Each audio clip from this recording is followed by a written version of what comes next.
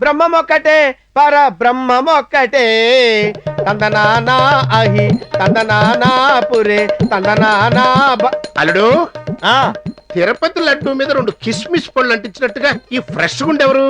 ఇంకెవరు మావా నీ డాక్టరు. అరే నీ డాక్టర్ కి గుండు కొట్టిస్తున్నప్పుడు పొడవైన నల్లటి కుర్రులు నేల రాలిపోతుంటే మన సినిమా యాక్టర్లు సౌందర్య రంభ రాసి వాళ్ళు వచ్చి ఈ జుట్టుతో మేవిగ్గు చేసుకుంటా ఉంటే మేవిగ్గు చేయించుకుంటాం, మేవిగ్గు చేయించుకుంటా ఉంటే మేవిగ్గు చేయించుకుంటాం అని పోటీ పడ్డారు.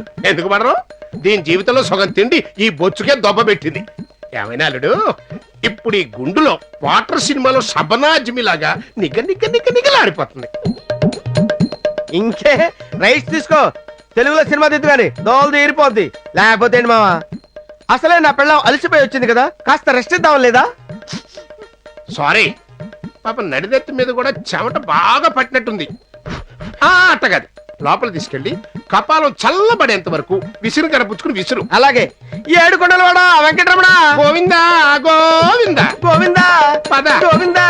లలిత, లలిత, రా మరదల పిల్ల రా. ఎలా ఉన్నావు? మా లేఖ్యం గాడు ఏం చేస్తున్నాడు? నాకు 1 కోటి రూపాయలు ఎలా ఇవ్వాలో ఆలోచిస్తున్నాడు. ఓహో, ఏంటి ఇలా వచ్చావు? 2-3 రోజులుగా లలితను చూడలేదు కదా, ఆ. చూసిపోదామని వచ్చాను. లలితకు నవ్వింది మల్లెచెండు పాటన్నా చేమంతి పూలన్నా చచ్చేంత ప్రాణం, అందుకే తెచ్చాను. థ్యాంక్స్ అమ్మా. అదేంటండి పూలు తీసి రుబ్బురాల పత్రం మీద పెడుతున్నారు? ఇది రుబ్బురోల పత్రం కాదమ్మా, మీ అక్క లల్లి. ఏంటి లల్లి, అమ్మోర్లా గుడికెళ్ళి ఇలా దిష్టి బొమ్మలా తిరిగి వచ్చావు? ఓ, దిష్టి బొమ్మ కాదమ్మా, శ్రీ వెంకటేశ్వర స్వామి గుళ్ళో పవిత్రంగా కొట్టించిన గుండు. దండం పెట్ట. ఆహా, అవునే, 3 కత్తర్లని నమ్మించి నాకు గుండు కొట్టించి కోనెట్లా పారేశాడు. అయ్యో ఫోన్లే మా ఫోన్లే లల్లి. అయినా ఈ గుండెలో ఫ్యాషన్ టీవీ మోడల్ లాగా ఉన్నావు, నిజం. పోతే పోయింది నా జుట్టు, రాబోతుంది 1 కోటి నా జట్టు.